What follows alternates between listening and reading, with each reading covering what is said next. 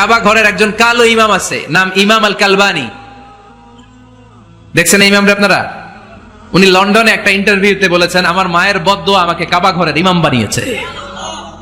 লন্ডনে একটা কনফারেন্সে উনি ইন্টারভিউ দিচ্ছিলেন, তো ওনাকে বলা হলো কাবার সব ইমাম সাদা ইমাম, আপনি কালো মানুষ, কেমনি ইমাম হইলেন?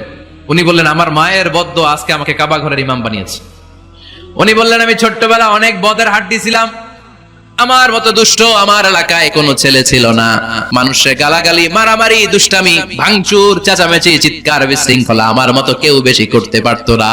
কিন্তু আমার মা ছিল অনেক বড় আল্লাহওয়ালা। আমার মা জানতেন আল্লাহর কাছে দোয়া করার কত বড় পাওয়ার। আমার মা যখন আমার উপর রেগে যেতেন, আমার মা জানতেন রাগের মাথায় বদদোয়া দিলে বদদোয়া কবুল হয়ে যাবে। এজন্য যখনই আমি বেশি দুষ্টামি শুরু করে দিতাম, আমার মা রেগে আমারে বদদোয়া দিয়ে বলতেন, আল্লাহ তোরে হেদায়েত দেখ, আল্লাহ তোরে কাবা ঘরের ইমাম বানায় দে।